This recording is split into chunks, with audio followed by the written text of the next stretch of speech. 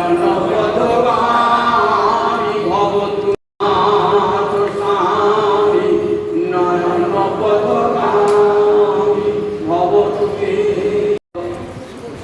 ভক্তবৃন্দের চরণে আমার কোটি কোটি দণ্ডবৎ প্রণাম। কবি আত্মসাইকার শ্রী চৈতন্য চৈতামৃতের মধ্যেরা রথাগ্রে মহাপ্রভুর নৃত্য বর্ণনা প্রারম্ভিক শ্লোকে বলেন সজিয়া শ্রীকৃষ্ণ চৈতন্য শ্রী রথাগ্রে ননর্থজ জেনাসি জগতাং চিত্তম জগন্নাথ বিস্মৃত। সজিয়া শ্রীকৃষ্ণ চৈতন্য, সব কিছু চৈতন্য, সেই শ্রীকৃষ্ণ চৈতন্য জয় যুক্ত জয় যুক্ত। কোন চৈতন্য? শ্রী রথাগ্রে ননর্থ রথের অগ্রভাগে যিনি নৃত্য করেছিলেন। নৃত্যটা এমন, রথাগ্রে প্রভুর নৃত্য পরমমোহন, গৌরহরির এমন উদ্দণ্ড নৃত্য, সেই নৃত্য দর্শন করে জেনাসি জগদাং চিত্র। এই জগতের লোক দেখে না, উপরে উচ্চ লোকে দেবতারা পর্যন্ত আমার মহাপ্রভু নৃত্য দর্শন করে। জেনাসি জগদাং চিত্র। অনন্ত কোটি ব্রহ্মাণ্ডের যত দেব দেবী আছে, যত মানুষ আছে, তারা অবাক হয়ে গেছেন আমার মহাপ্রভু নৃত্য দর্শন। জগদাং সেটা ষষ্ঠী বহুবচন, জেনাসি জগদাং চিত্র। এ তো কার কথা? জগন্নাথ বিস্মিত। স্বয়ং জগন্নাথ পর্যন্ত বিস্মিত হয়ে গেছেন আমার মহাপ্রভুর নৃত্য দর্শন।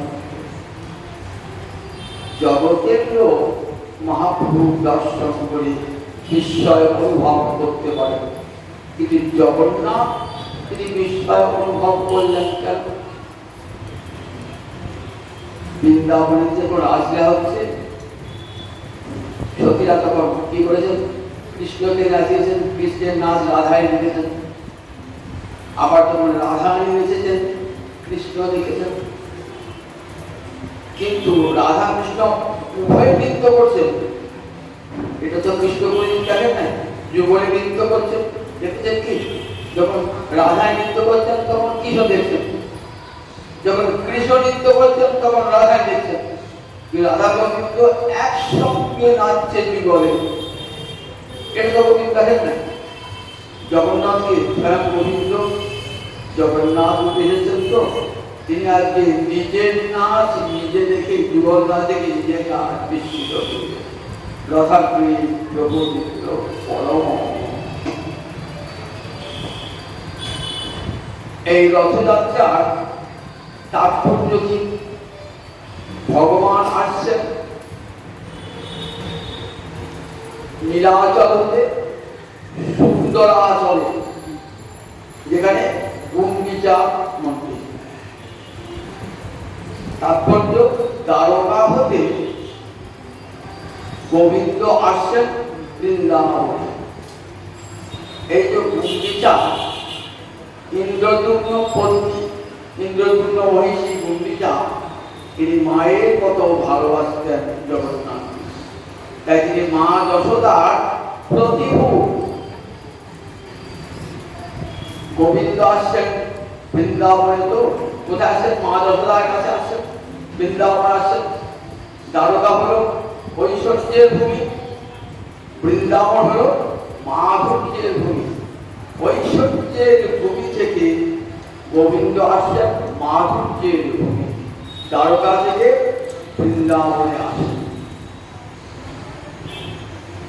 পরব্রহ্ম শ্রীহরি কলিকালে একটি সচল ব্রহ্ম, একটি অচল ব্রহ্ম রূপে আবির্ভূত হয়। সচল ব্রহ্ম আমার গৌরাঙ্গ হরি, আর অচল ব্রহ্ম জগন্নাথ। অচল ব্রহ্ম জগন্নাথ, তিনি স্বয়ং শ্রীকৃষ্ণ নীলমাধব, তিনি কৃষ্ণ রূপে পরিণত হয়েছেন। আপনারা এখানে অনেকেই জানেন, ইন্দ্রদুম্ন রাজা, মালব দেশের রাজা ইন্দ্রদুম্ন, তিনি নীলমাধব দর্শন করতে চেয়েছিলেন। অনেক সন্ধান করে বহু লোক বহু দিকে পাঠিয়ে তবে নীলমাধব এই সন্ধান পেলেন। তার যে পুরোহিত বিদ্যাপতি এই নীলমাধব দর্শন করে রাজাকে জানালেন। রাজা সেই নীলমাধব দর্শন করতে আসছেন। কোথায় আসেন? পুরীধামে, সমুদ্রের তীরে বিরাজ হয়। দেখলেন বিশাল ভূমিকম্পে গোটা পুরীবাসী একবারে মাটির তলায় চলে গেছে। দেখলেন নীলমাধব নাই, রাজা বললেন হত্যা করতে। নীলমাধব বললেন যে রাজা, আমি এবার অন্য মূর্তিতে আবির্ভূত হব, নীলমাধব মূর্তিতে নয়। কি মূর্তিতে? চারি মূর্তিতে আবির্ভূত হব তোমারই দ্বারা। সেই চারি মূর্তি আবির্ভাবে একটা ইতিহাস রয়েছে। চারি মূর্তিতে আবির্ভূত হওয়ার একটা ইতিহাস রয়েছে। কৃষ্ণ দ্বারকায় গিয়েছেন, তো দ্বারকায় কত মহিষ আছেন? 16,108 মহিষী।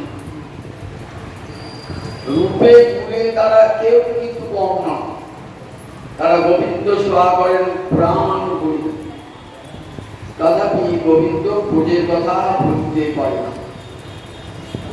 কখনো রুক্মিণীকে চন্দ্রাবলী বলে ডেকে ফেলেন, কখনো সত্যভামাকে রাধা বলে ডেকে ফেলেন, তখন 16,108 মহিষী ভাবছেন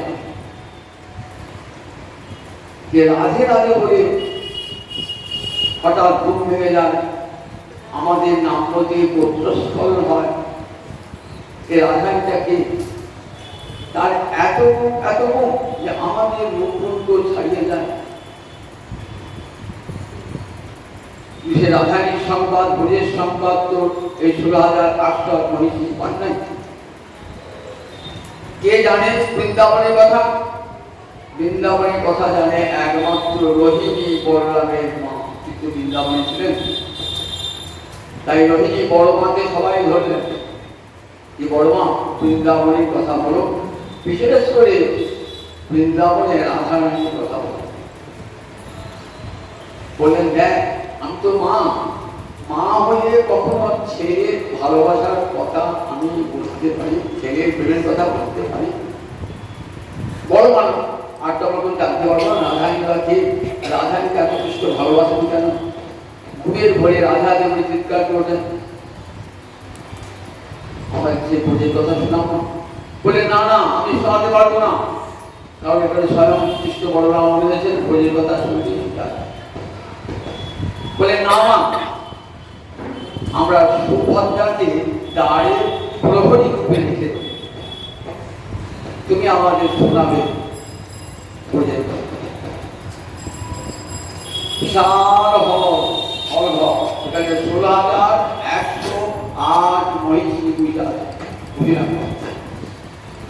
দ্বারকাপুরী বিশ্বকর্মা নির্মিত বিশাল একটি বিরাট কক্ষে 16,108 মহিষী বুঝেছেন। আর ভোজের কথা বলেছেন কে? মা রয়েছে। সুভদ্রা দ্বারে প্রহরী হয়ে দাঁড়িয়ে রয়েছে, যে কৃষ্ণ বলরাম এই যেন জানিয়ে দেয়। কৃষ্ণ বলরাম কোথায়? দ্বারকার রাজসভা, সুধর্মা রাজসভা, সেই সুধর্মা রাজসভায় কৃষ্ণ বলরাম রয়েছে। এদিকে মা বলে চলেছেন বৃন্দাবনের কথা, কত কথা, শৈশব থেকে আরম্ভ করে মা যশোদার কথা থেকে আরম্ভ করে শ্রীরাম সুদাম সখা করে সঙ্গে সভ্য রসের কথা বলা থেকে শেষে এসেছেন ভোজের আসলে আর কথা। আর গোবিন্দ থাকতে পারেন কি যে রাসের কথা হচ্ছে? ভগবান কি বলেছেন? না হম তিষ্ঠামি বৈকুণ্ঠে যোগিনাম হৃদয়ে মাত মদভক্তা যত্র গায়ন্তি তত্র তিষ্ঠামি নারদ। আমি যোগীর হৃদয়ে থাকি না, আমি বৈকুণ্ঠে থাকি না। যেখানে আমার ভক্ত আমার গুণকীর্তন করে আমি সেখানে থাকি। আর এখানে গোবিন্দ চলে এসেছে তার গুণকীর্তন শুনবার জন্যে। আর এখানে চলে এসেছেন কোথায় আছেন? ভক্তানাং হৃদয় অন্তস্থ, যারা হরিকথা শুনছেন তাদের হৃদয় মাঝে যাকে যা যোগ্য তপস্যায় পাওয়া যায় না, এটা আমার কথা না। 60,000 বেশি সহায় করছে। তোমাদের যাঞ্চল্য করছো হৃদয়ে তোমাদের কৃষ্ণ নাই। আমার কাছে হরিকথা শোনো, দেখবে হরিকথা শোনার এত লোক গোবিন্দে ছুটে চলে আসবেন। কোথায় বসবেন? তোমাদের হৃদয় মাঝে। হৃদয়ের সব মালিন্য দূর নিজ হাতে দূর করে হৃদয়ের মাঝে বসে করবেন। তাই যেখানে হরিকথা সেখানে গোবিন্দ ছুটে যান। মা রোহিণী পুজোর কথা বলতে হতো, বলতে বলতে রাসলীলার কথা এই বলেছেন না।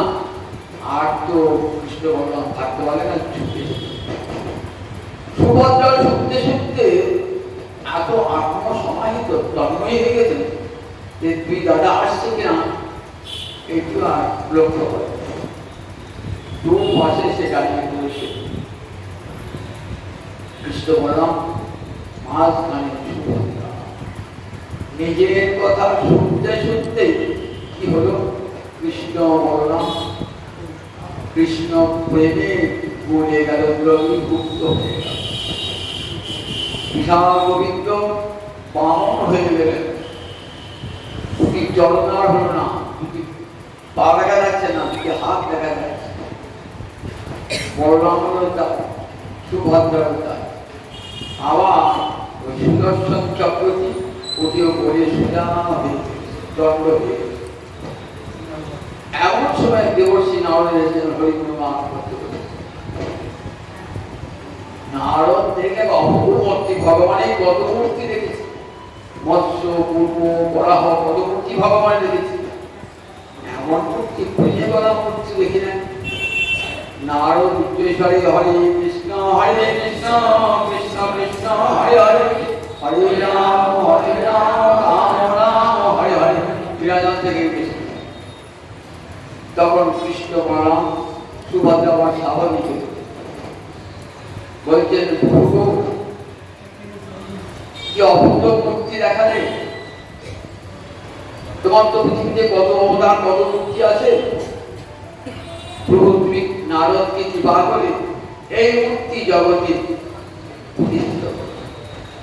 দেবর্ষি নারদ, আমি ইন্দ্রদুর্গ রাজাকে আগেই বলেছি আমি এই মূর্তিতেই আবির্ভূত হব, এই বামন মূর্তিতে। তাই রথস্থম বামন দৃষ্টা পুনর্জন্ম নবিদ্যতে। বামন ভগবান, এই মাসটির নাম বামন মাস। আষাঢ় মাসে কি করে? বামন মাস। রথস্থম বামন দৃষ্টা পুনর্জন্ম নবিদ্যতে।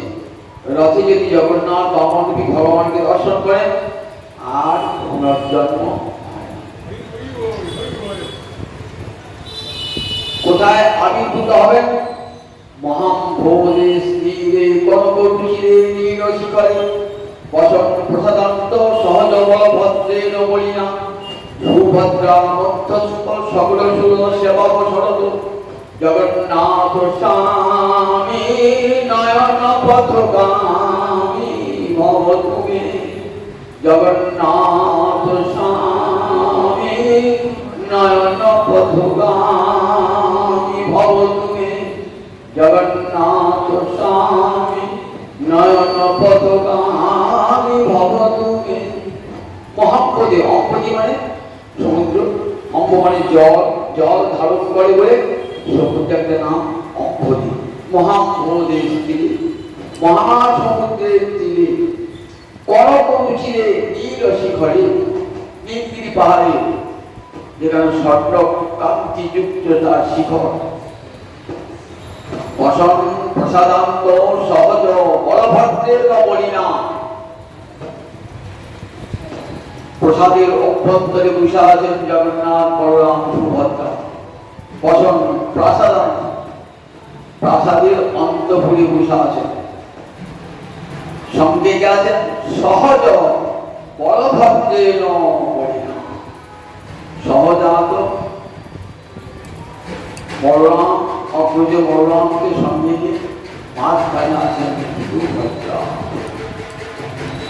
সকল সুযোগ সেবা সত্য, সকল দেবতাকে সেবার সুযোগ দিয়েছেন।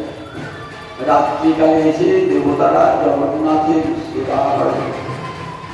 স্বয়ং ব্রহ্মা এসে মন্দিরের চূড়ায় ধ্বজা বেঁধে দিয়েছেন।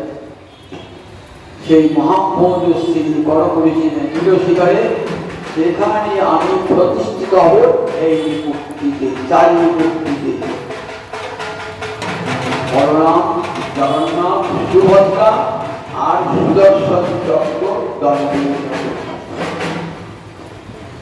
ইন্দ্রদুম্ন রাজাকে বললেন, রাজা তুমি আমাকে নীলমাধব রূপে আর দেখতে পাবে না। আমি নারদকে কথা দিয়েছি, কলিযুগে আমি চারি মূর্তিতে আবির্ভূত হব মহাসাগরের তীরে নীলগিরি পাহাড়ের চূড়ায়। রাজা ভাবলেন কি করে হবে। রাজাকে বললেন, দেখো কয়েকদিনের মধ্যে সমুদ্রে ভাসতে ভাসতে আসবে তিনটি কাঠ, শঙ্খচক্র বড়া পত্র চিহ্নিত। তুমি সেই কাষ্ঠ দিয়ে তিনটি মূর্তি বানাবে। কে বানাবে? কাঠ হলো ভাসতে ভাসতে, সেই কাঠ এত বিশাল যে তার ওজন এত বেশি, বহু লোক দিয়ে ধরিত। কোথায়? এই গুন্ডিচা মন্দির, যেখানে প্রথম মূর্তি প্রতিষ্ঠা হয়েছিল। গুন্ডিচা মন্দির কে করবে মূর্তি? ভগবান নিজে শিল্পী সেজে বলেন, আমি 21 দিনের মধ্যে এই মূর্তি তৈরি করব। কিন্তু এই 21 দিনের মধ্যে কেউ কিন্তু মন্দিরের দরজায় করাঘাত করতে পারে না, মন্দিরের দরজা বন্ধ হয়ে থাকে। রাজা বলেন, তথা 15 দিন অতিক্রান্ত হয়ে গেছে। রানী ভাবছেন, আর তো ঘরের ভিতরে টুকটাক শব্দ পাওয়া যাচ্ছে না, তাহলে কি না খাদ্যের অভাবে ক্ষুধার্ত হয়ে শিল্পী মৃত্যুবরণ করে? রানী লোক পাঠিয়ে দরজা ভাঙালেন। দরজা যখন ভাঙলেন তখন দেখলেন মূর্তি অর্ধনির্মিত হয়ে গেছে। চরণ নাই, হাত রয়েছে, কান নাই, চোখগুলি বড় বড়। এই অর্ধ নির্মিত মূর্তি, কিন্তু শিল্পীকা দেখা গেল না। আবার তো রাজা মূর্ছিত হলেন। বললেন, দেখো রাজা, আমার ইচ্ছাতেই এটা হয়েছে।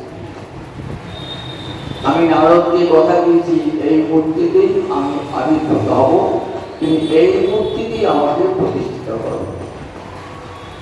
সেই মূর্তিতেই মহাপ্রভুদের শ্রী কর্মরুচিরে শিখরে রয়েছেন জগন্নাথ, বলরাম, সুভদ্রা।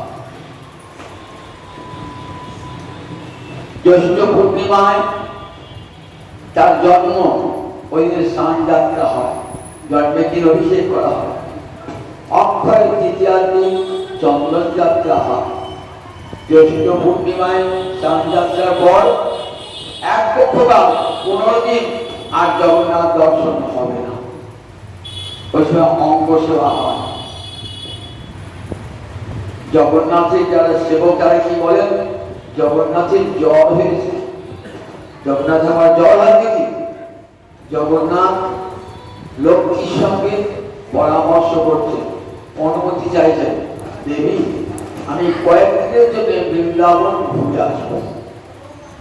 লক্ষ্মী বলছে, না না, বৃন্দাবন যাওয়া হবে না তোমার, বৃন্দাবন গেলে আর ফিরে আসবে না তুমি। সঙ্গে যদি দাদা বলরাম যায়, বলে বলরাম আগা ভোলা মানুষ, দেখেছো বলরাম থেকে যাবেন, বলরামদেব বৃন্দাবন ভাগবত থেকে যাবেন। আচ্ছা তুমি সুভদ্রাকে সঙ্গে নিয়ে যায়, তোমার আপত্তি নেই? তা বলে বেশ, তাহলে দিন কয়েকের জন্য যাও, সুভদ্রাকে সঙ্গে নিয়ে আবার যথা সময়ে ফিরে আসবে। তাই জগন্নাথ, বলরাম, সুভদ্রা তিনজন আসছেন রথে চেপে। কোথায় আসছেন? বৃন্দাবনে আসছেন। কয়েকদিনের জন্য ছুটি পেয়েছেন।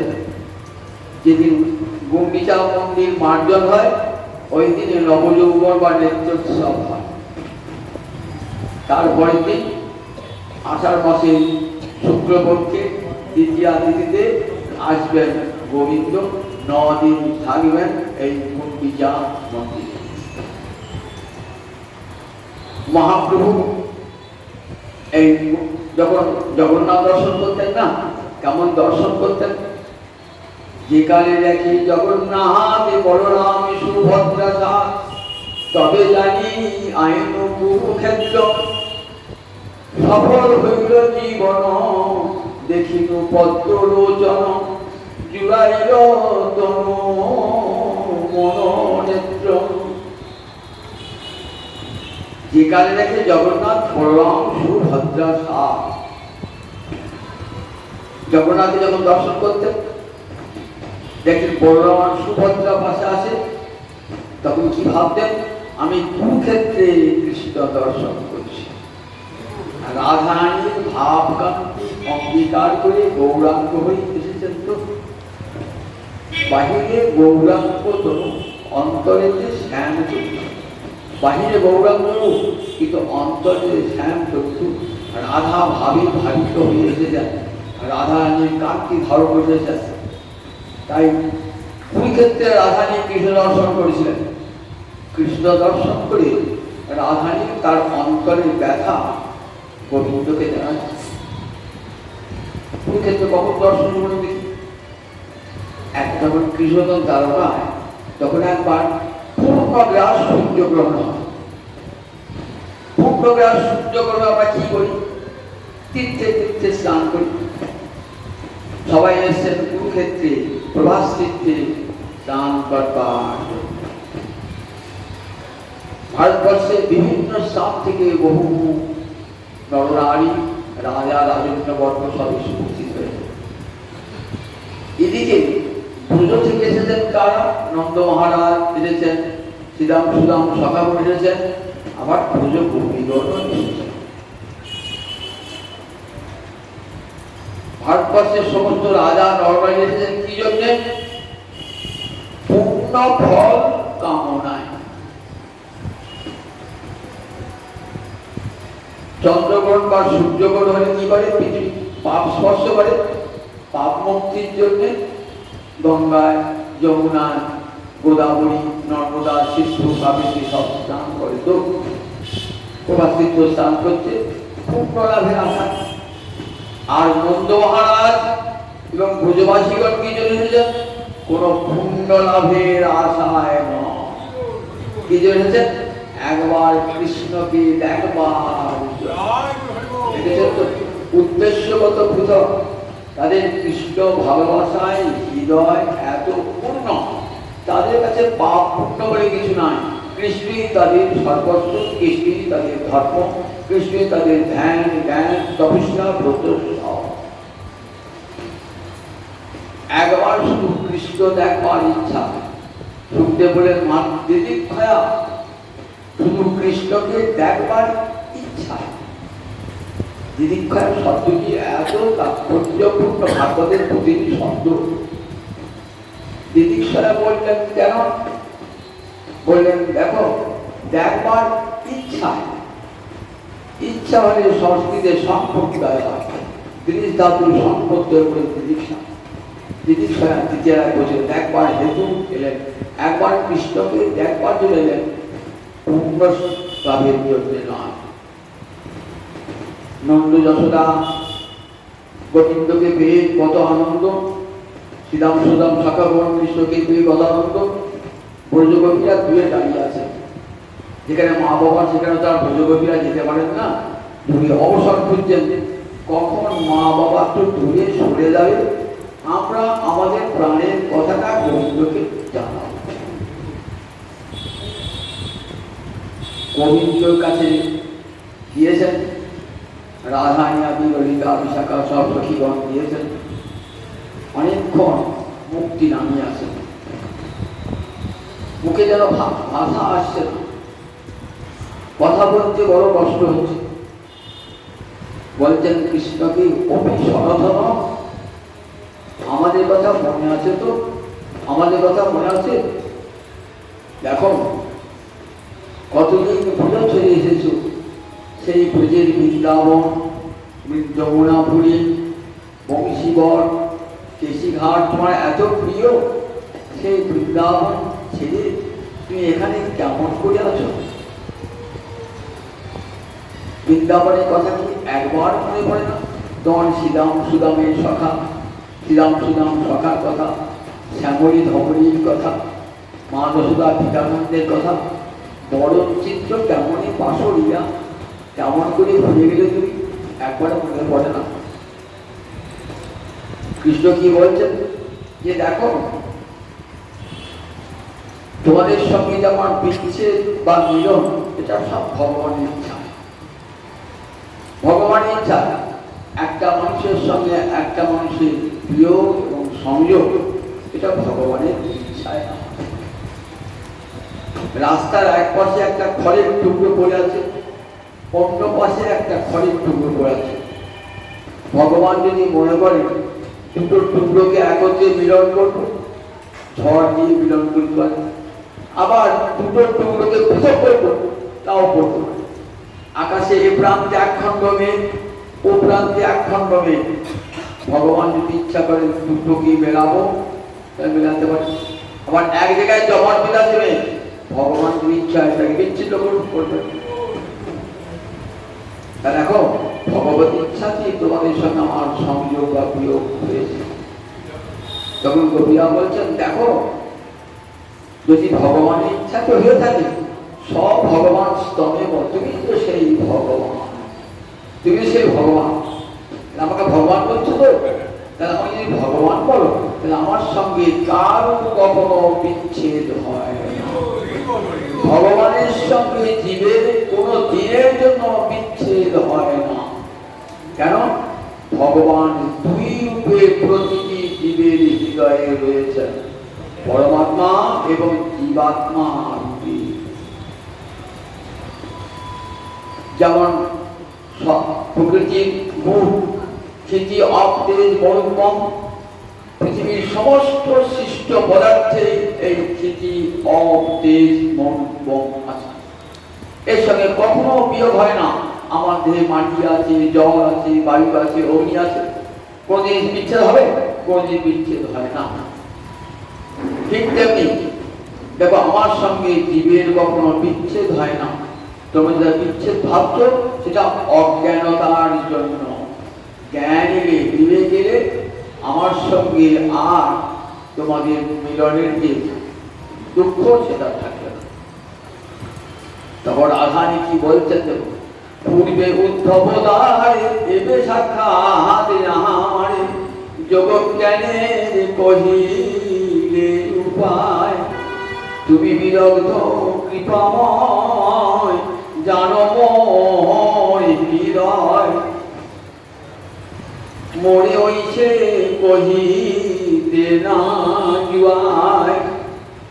দেখো পূর্বে উদ্ধব দ্বারে এবে সাক্ষাৎ আমারে, যোগজ্ঞানের কহিলে উপায়। একদিন উদ্ধব পাঠিয়েছে বৃন্দাবনে, উদ্ধব এসে কি বলে গেল, দেখো গোপীগণ কৃষ্ণের সঙ্গে কারোর কখনো বিরহ হয় না। কৃষ্ণ জগতের প্রতিটি বস্তুর অন্তরে আছেন, বাহিরে আছে, তোমাদের অন্তরে আছে, বাহিরে আছে, কৃষ্ণের সঙ্গে কখনো বিরহ হয় না। দেখো তিনি পরমাৎ গল্পে জীবাৎ গল্পে সবার হৃদয়ে রয়েছে। আর গোবিন্দ নাই কোথায়? এমন স্থান আছে গোবিন্দ নাই, জগতে যেদিকে তাকাবে সেই দিকে কৃষ্ণকে দর্শন করবে।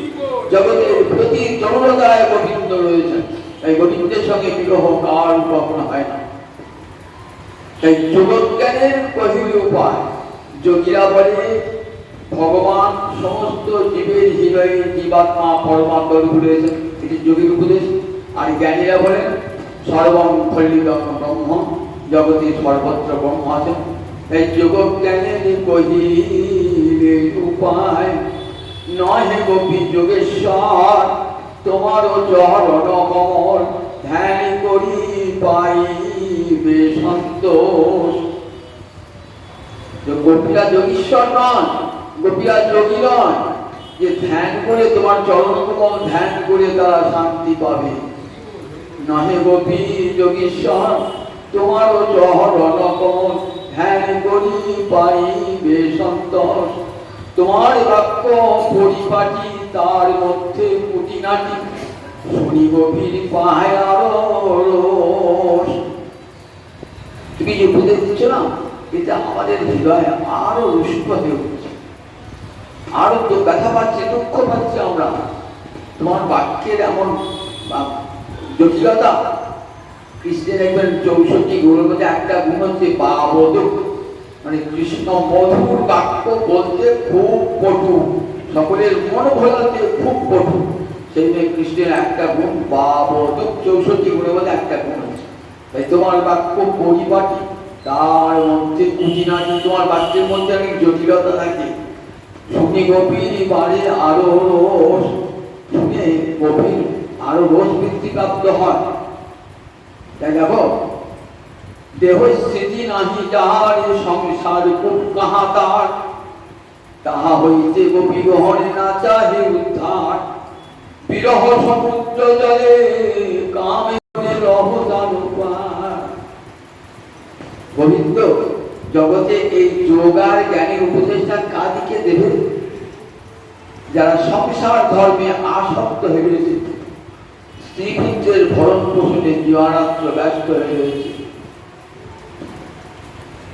যাদের দেহস্থিতি আছে, সংসার ডুবে পড়ে আছে, তাদের যোগের উপদেশ জ্ঞানের উপদেশ দিও। গোপীদের দিও না, গোপীরা কিন্তু সংসার ডুবে পড়ে নাই। আগে করে শোন, গোপীরা সংসার ডুবে পড়ে নাই। দেহস্থিতি নাহি যার, সংসার খুব কাহাদার। যাদের দেহস্থিতি পর্যন্ত নাই, সংসার খুব কাহা। তুমি দিন বস্ত্রহরণ লীলার দিনে আমাদের দেহস্থিতি আছে কিনা পরীক্ষা করেছিলে, সেদিন দেখেছো তো আমাদের দেহস্থিতি পর্যন্ত নাই। তাই আমাদের লজ্জাও ছিল, লজ্জা পাঠ লক্ষণ সব দূর হয়ে গেছে।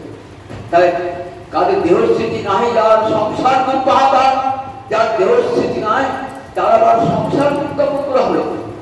তবে আমরা বয়ে পড়ি নাই, আমরা সমুদ্র জলে পড়েছি। বিরহ সমুদ্র জলে কামেতে মেঘ গিরে গিরে, গভীরে রহ তার। আমরা কোথায় পড়ছি জানো?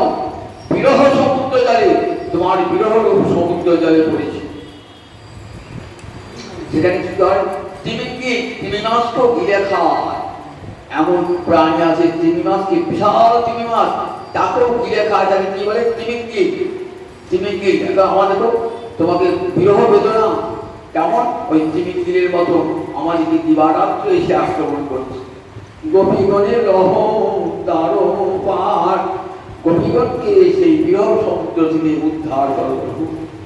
এই বলে গোপীরা নয়ন জলে ভাসছেন। গোপীরা আজ আমার মহাপ্রভু যখন জগন্নাথ দর্শন করছেন না, জগন্নাথ দর্শন করে গুরুক্ষেত্রের ভাবে উদয় হয়েছে। রথ যাচ্ছে, রথ চলছে, ভগবান নৃত্য করতে পারছে। প্রথমে কার রথ পার হয়?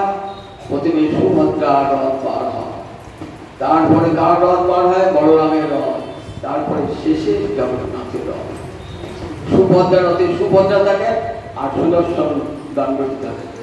সুভদ্রার রথের নাম পদ্মধ্বজ, উপরে পদ্ম চিহ্ন। মাঝে বলরামের রথ, রথের নাম তালধ্বজ, তার চিহ্ন থাকে। তারপরে জগন্নাথের রথ নন্দীঘোষ বা চক্রধ্বজ, চক্র থাকে, আর গরু চিহ্ন থাকে।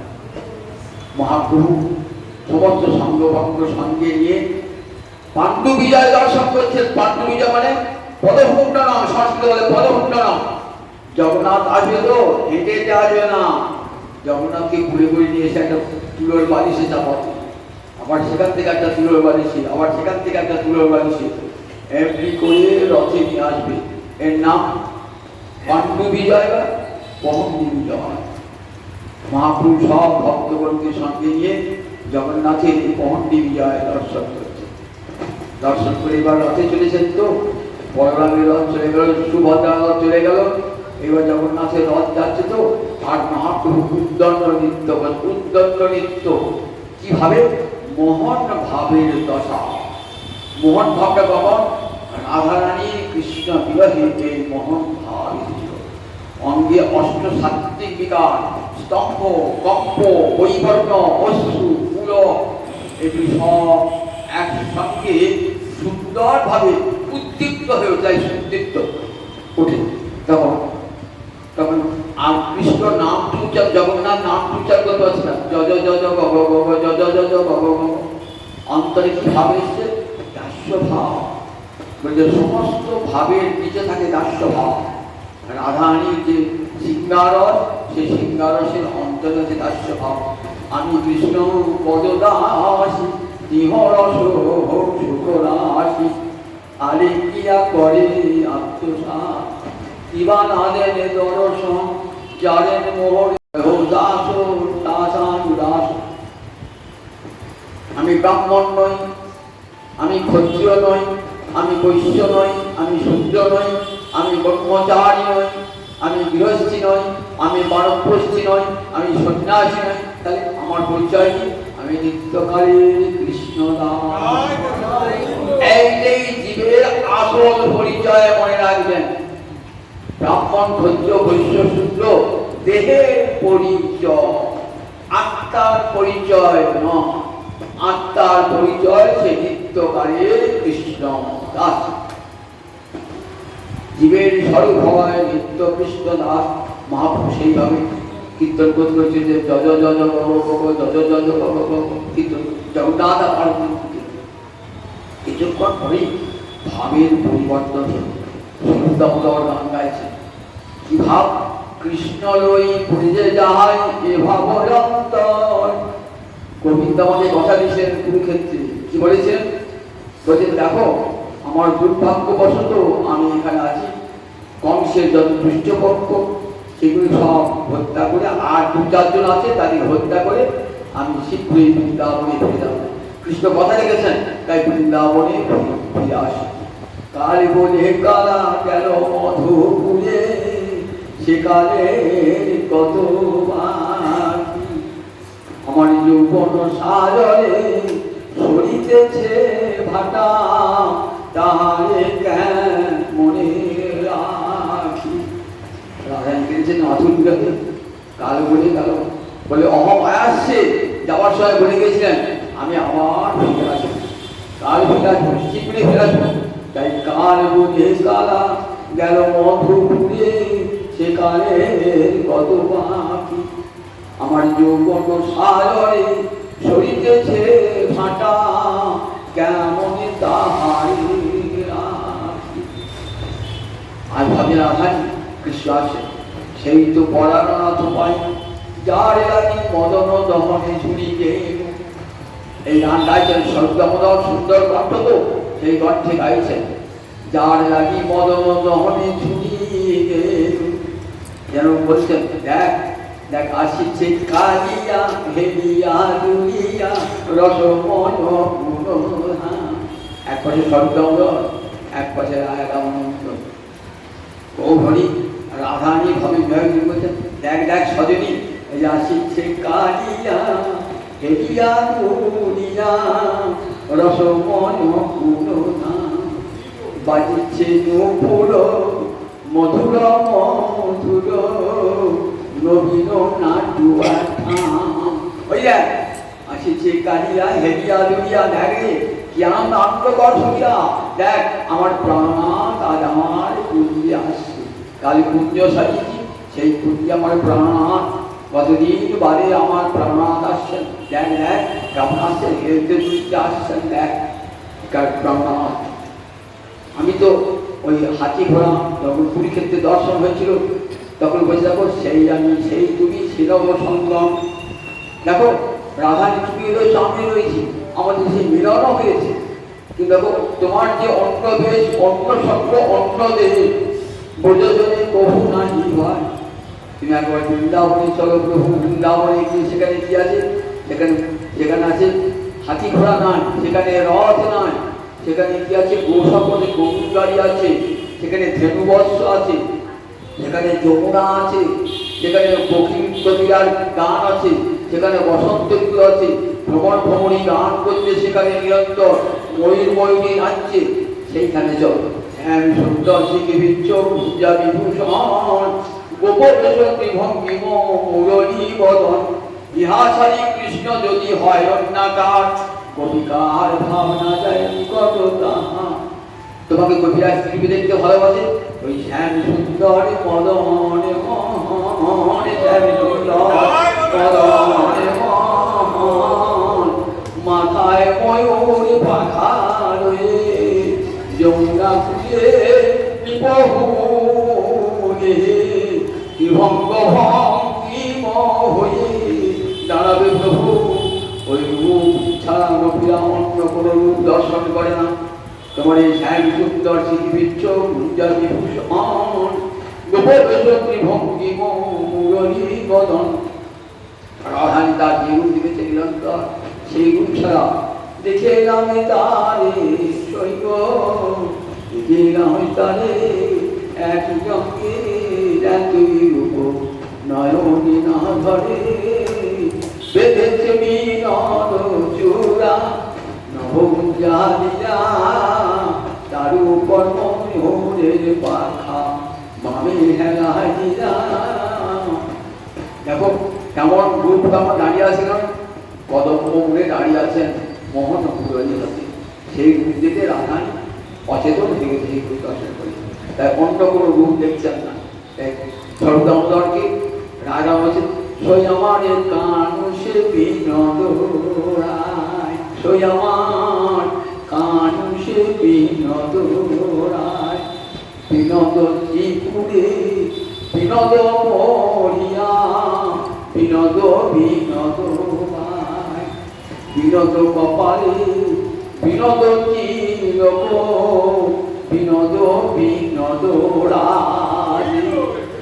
আবার বিনোদ ধরে বিনোদ মুরলী বিনোদ বিনোদ পারে, বিনোদ ধরে বিনোদ মুরলী বিনোদ বিনোদ পারে। দেখ দেখ সখী আমার কৃষ্ণকে দেখ, কেমন আমার কৃষ্ণ দেখেছিস তো? ওই সত্যে বেনুমি ছিল শিশির কোটিকাটি দুগুণং নেত্রান্তে সহচর কটাক্ষচ্চ বিদধতি সদা শ্রীমন বৃন্দাবন বসতি লীলা পরিচয় জগন্নাথ স্বামী নয়ন পথগামী ভবতু মে জগন্নাথ স্বামী নয়ন পথগামী ভবতু মে জগন্নাথ স্বামী নয়ন পথগামী ভবতু মে। ভুজে শোকবে বাম হাতে বাসেছি, ভুজে শোকবে বেনু শিরসে শিখিবিচ্ছম মাথায় ময়ূরের পাখা কোটিতটে দুকুলম কোটিতটে কৃতবসন নেত্রান্তে সহজর কটাক্ষ। রাধারানীর দিকে ব্রজগোপীর দিকে নয়নটি বাঁধিয়ে আছে তর নয়নে তেরোছটা বিষম কুসুমবান। চঞ্চল নয়নে নয়ন দিকে বাঁচিয়ে আছেন ব্রজগোপীদের দিকে তাকিয়ে আছেন, নয়ন বাড়ি বিদ্ধ করে। তাই তর নয়নে তেরোছটা বিষম কুসুমবান। আবার সুন্দর অধরে মধুর মুরলী হাসিয়া কথা বিজে গান অরূপ দেখেছি কাহারো পরানো। রাধায় আমার সেই রূপ দর্শন করেছেন তো, আজ আমার মহাপুরুষ সেই রূপ দর্শন করেছেন। দেখ সখী দেখ রাধামন্ত, দেখ দেখ সখী দেখ ললিতা বিশাখা আমার কৃষ্ণ কেমন আসছেন আনন্দে কৃষ্ণ লই পুজে যাহার এভাব আনন্দ বড় আনন্দে কীর্তন কীর্তন করতে হচ্ছে। আজ কৃষ্ণকে নিয়ে যাচ্ছেন কোথায়? কৃষ্ণকে নিয়ে যাচ্ছেন বৃন্দাবন রথে। কৃষ্ণ যাচ্ছেন বৃন্দাবনে, বৃন্দাবনে যাচ্ছেন খুব বিশাল মন্দির মানে বৃন্দাবন। কতদিন কেটেছেন কৃষ্ণের জন্য, কৃষ্ণ বিরহে কত তাপ অনুভব করেছেন। আর দেখো সব জ্বালা মিশে গেল। আর জগন্নাথকে দর্শন করি, জগন্নাথকে দর্শন করছে যখন এই পুজো দর্শন করছে পুজো সভ্যে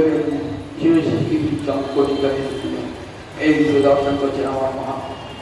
দর্শন করছেন জগন্নাথ, জগন্নাথ মন্দিরের সামনে গরু স্তম্ভ আছে, সেই গরু স্তম্ভে মহাত্মে গিয়ে জগন্নাথকে দর্শন করছে। গরুগুলোর স্তম্ভের তলে আছে এক নিম্নখালী, শেখাহার ভরিল জলে। আর মাহবুব শেখাহার ভরিল জলে, তলে একটা খাল গর্ত ছিল। মহাপুর মায়ের জল ভর্তি জগন্নাথ দর্শন করে একবার বুঝে ফিরে ওই ব্রজনাথ ব্রজ জীবন, একবার বুঝে ফিরে দেখো একবার যদি বুঝে ফিরে দাও বুঝেশ্বর, তবে আমার বাঞ্ছা পূর্ণ হবে। অন্যের হৃদয় মন আমার মোহন বৃন্দাবন, মনে মনে এক করি জানি তাহা তোমার প্রদত্ত হয়। করা হবে কি উদয়, তবে তোমার এই পূর্ণ কৃপা। দেখো অন্যরা হৃদয় থেকে মনকে পৃথক করে তো, আর আমার মন আর বৃন্দাবন এক। আমার মনটা বৃন্দাবন, অন্যের হৃদয় মন আমার মনে বৃন্দাবন, মনে মনে এক করি জানি রাধানী মন বৃন্দাবন। সেই মনসী উজিয়ার সদান সব সময় আমার তোমার এই চরণ কমল আমার হৃদয় মালিত হোক। অন্যের হৃদয় মন আমার মনে বৃন্দাবন, মনে মনে এক করি জানি তাহা তোমার পদদ্বয়। করা যদি উদয়, তবে তোমার পূর্ণ কৃপা। তোমার চরণ মন ভুজপুর ঘরে উদয় করা যদি, তবে বাঞ্ছা পুরী, তবে বাঞ্ছা পূর্ণ হবে। দেখো ওই তোমার চরণ দুটি যদি আবার বৃন্দাবনে গিয়ে উদয় করাও, তবে বাঞ্ছা পূর্ণ করা। আবার ভুজপতিগণকে নিয়ে সেই খেলা রাসের খেলা খেলা প্রভু, তবে ভুজপতিরা আনন্দ পাবে। তোমার অন্য কোনো রূপ এই রাজবেশ হাতি ঘোড়া এইটুকু পুজোবাসীরা দেখতে চায় না। পুজোবাসীরা তোমাকে শ্যাম সুন্দর শিখে দিচ্ছ এইটুকু দেখতে চায় তোমাকে। তাই একবার বুঝে ফিরি দেখো পুজোবাসীরা তোমাকে না দেখলে বলে, আবার তারা ভুলেছে কোথাও যেতে পারে না। তাই কিবা মারো ব্রজবাসী, কিবা দিয়াও পুজে আসি। তোমার যেটা ভালো লাগে বলো। দেখো হয় ব্রজবাসীকে মেরে ফেলাও, কেন কেন দিয়াও দুঃখ সহায় বাড়ি। হয় হয় বৃন্দাবনে এসে ব্রজবাসীকে বাঁচাও, আর নয় ব্রজবাসীকে মেরে ফেলাও। কেন দিয়াও দুঃখ সহায় বাড়ি, কেন দুঃখ সহাবার জন্য কেন বাঁচিয়ে রেখেছ আজকে। এই বলে মহাপ্রভু কাঁদছেন। রথ দিয়ে চলেছে সব সপ্ত ছাত্র সম্প্রদায় 14 মাদক বাজছে, মহাপ্রভু দণ্ড নৃত্য করছেন। মা তখন রথ ছেড়ে যাচ্ছে না। কেন? গৌর যদি পিছিয়ে যায় শ্যাম হয় স্থির। গৌরের নাট্য যদি পিছিয়ে যাচ্ছে তো, আর রথ চলছে না, রথ বন্ধ যাচ্ছে। আর গৌর যদি আগে চলে শ্যাম চলে ধীরে ধীরে। আর গৌর যদি আগে নৃত্য যাচ্ছে, শ্যাম তখন ধীরে ধীরে রথ চালাচ্ছে যাচ্ছে। কখন কখন রথ নিত্য দর্শন করতে করতে রথ আর চলছে না, রাজা হাতি লাগিয়ে দিয়েছে তো রথ চলছে না। তখন মহাপ্রভু কি করছেন, পিছন দিক ঠেলে দিয়ে যাচ্ছেন রথকে। সঙ্গে সঙ্গে রথ একেবারে বায়ু বেগে উঠছে। কতক্ষণে আমার প্রাণনাথকে আমার কুঞ্জে নিয়ে যাবো, কতক্ষণে প্রাণনাথকে কুঞ্জে নিয়ে যাবো। এই ভাবনা ভেবে আমার মহাপ্রভু চলেছেন। গুন্ডিচা মন্দির পর্যন্ত নৃত্য করতে করতে, তার পরিকর্মণের সঙ্গে নৃত্য করতে করতে চলেছেন গুন্ডিচা মন্দির। এই গুন্ডিচা মন্দিরে যাবার আগে পরবর্তী স্থান আছে, সেখানে জগন্নাথের ভোগ হয়। সেখানে ভগবানের ভোগ হওয়ার পর গুন্ডিচা মন্দিরে যাবেন। সেখানে গিয়ে বিশ্রাম করছেন। সেখানে গিয়ে জগন্নাথের ভোগ হবে এবং ভোগের প্রসাদ সব গ্রহণ করবে। মহাপ্রভু নৃত্য করে ক্লান্ত হয়ে একটা মন্দিরের বারান্দায় মহাপ্রভু সেখানে শুয়ে আছে। রাজা প্রতাপরুদ্র কতদিন ধরে কৃপা পাওয়ার জন্য প্রত্যাশী, কিন্তু দেখো রাজ দর্শন আমার কাছে বিষভক্ষণের তুল্য। আমি তো সন্ন্যাসী, রাজন্গ্র পাওয়া লোকে বলে দেখো সন্ন্যাসী ও ভণ্ড সন্ন্যাসী রাজন্গ্র পাওয়ার জন্য দেখো রাজার কাছে ফোন করছে। দেখো আমি চাই না রাজদর্শন আমার স্ত্রী দর্শন সব পিছিয়ে ভোগ, কিন্তু পণ্ডিত সার্বভৌম প্রতাপকে বলেছেন তোমাকে আমি কৃপা পাবই পাবো। প্রতাপত্য রাজা হলে কি হবে? মনটি একবারে গৌর অনুরাগে ভরা। রাজা ইন্দ্রদূত যুগ যুগ ধরে কৃষ্ণ ভক্ত রাজা হয়ে পেয়েছেন বটে, কিন্তু গৌর ছাড়া কিছুই না। আমাকে যদি রাজা দর্শন না দেয় রাজ্য ছাড়ি প্রাণ ত্যাগী হইব ভিখারি। বলছে আমি রাজ্য ছেড়ে দেবো, দরকারে প্রাণ পরিত্যাগ করবো, ভিক্ষাপাত্র হাতে নিয়ে ঘুরবো।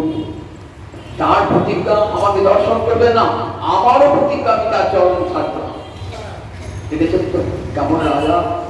বলছে রাজা তুমি রাজবেশে নয়, তুমি বৈষ্ণব, তুমি বৈষ্ণব বেশে যাও। ওই দেখো চরণ ডাকছি। গৌহরি পদন নিষ্ঠুর হলো, তার চরণে বড় কর্ম। ওই দেখো আঙুল দুটি নড়ছে, চরণ আঙুলগুলি নড়ছে, চরণ আঙুলগুলি নড়ছে, ডাকছি রাজা আয় আয়। একটু তোমার কৃপা করবো, আসো না, যাও সার্বভৌমে যাও। কি করে যাবে? ভাগবতের গোপী গাইতে গাইতে যাও।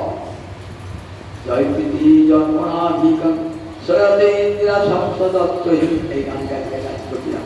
তব কথামৃতম তপ্ত জীবনম কবিভিজিতম কল্পসাপহম শোভনমঙ্গলম শ্রীমদাততম ভুবি বিনন্তিতে ভুরিদাজনম। এই গৌরবিয়া কৃষ্ণ বিহে কান্তি বিচার বেঁচেছি কেন? তোমার কথা আমাকে বাঁচিয়ে দিয়েছে। আমাদের মরে যাওয়া উচিত ছিল, কিন্তু মরি নাই কেন? তোমার কথা আমাদেরকে বাঁচিয়ে দিয়েছে। তপ্ত জীবন জগতের সবাইকে বাঁচিয়ে দিয়েছে। তাপিত জীবন যারা দুঃখ জর্জর, যাদের জীবন সংসার জ্বালায়, যারা জ্বলে পুড়ে মরছে, তারা কৃষ্ণ কথা সমুদ্রে ঝাঁপ দিলে পরে আনন্দ করে। তপ্ত জীবন কবি ভিজিত ব্রহ্মা বাল্মীকি ব্যাসদেব এরা কবি, এরা সত্যদর্শী, এরা ক্রান্তদর্শী, এরা তোমার প্রশংসা করেছেন। রামায়ণে মহাভারতে বেদে তোমার গুণগান করেছেন।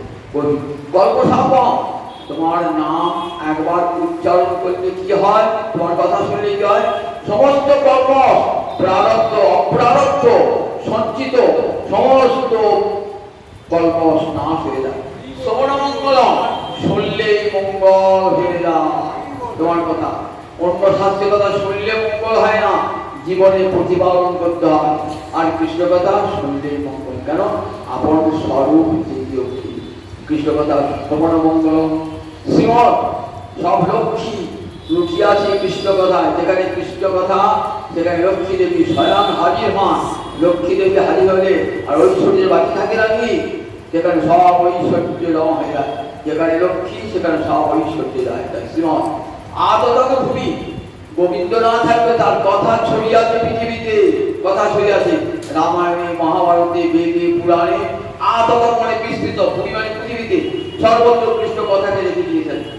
আর যারা দান করেন এই কৃষ্ণ কথা, কে দান করেছেন কৃষ্ণ কথা?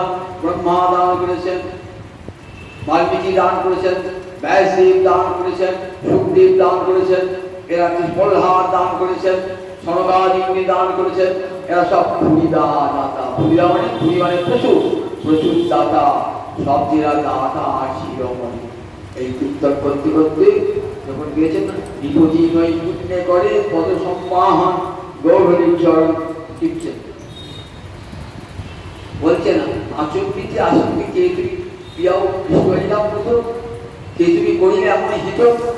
তাকে বলছে আমি তোমার ভিত্তের ভিত্ত করবো। আহা আমাকে এমন অমূল্য রতন দিলে মোর কিছু দিতে নাহি দিনও আলিঙ্গ। প্রতাপরুদ্রকে আলিঙ্গন দান করলেন, ওই সূর্য দেখালেন, প্রতাপরুদ্র কৃপা প্রাপ্ত হইলেন।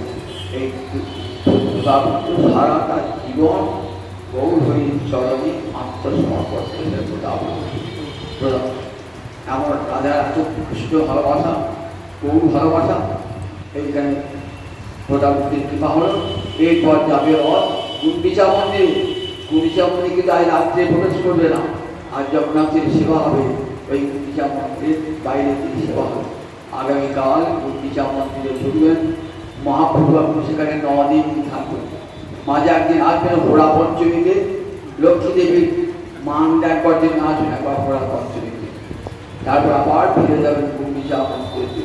আবার যিনি মহাপ্রভু আসবেন উত্তরাতে, সেদিন আবার মহাপ্রভু ফিরে আসবেন না।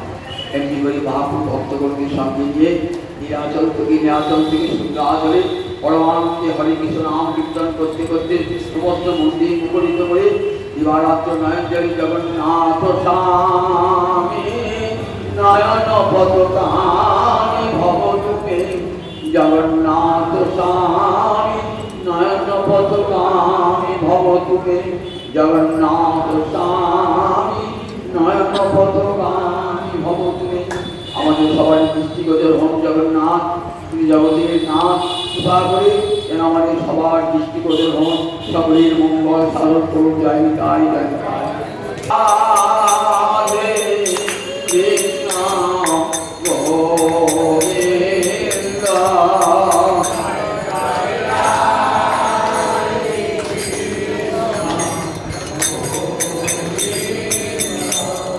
জয় জয় শ্যাম সুন্দর মদন মোহন বৃন্দাবন চন্দ্র।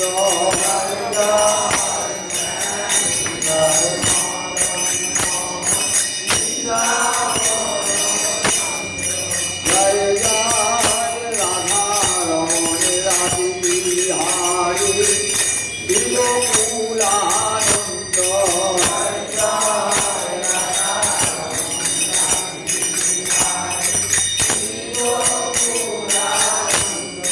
জয় জয় রাজেশ্বরী নন্দিনী ভানুকুল চন্দ্র।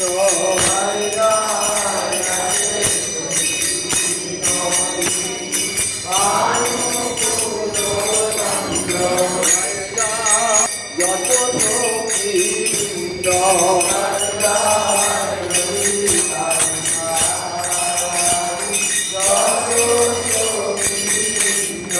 জয় জয় কাত্যায়নী পৌর্ণমাসী আমি লীলাবৃন্দ।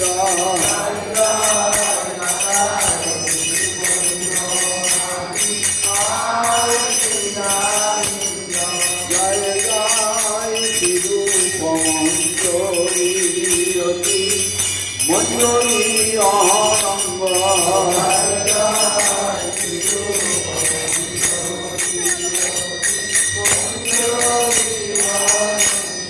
জয় জয় কৃপা করি হো যুগল চরণারবিন্দ।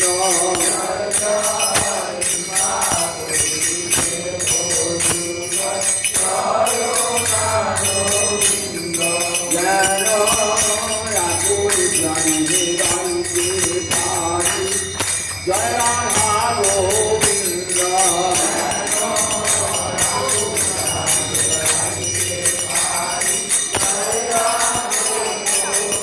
জয় রাধে জয় রাধে জয় রাধে জয় রাধে জয় রাধে জয় রাধে জয় রাধে জয় রাধে।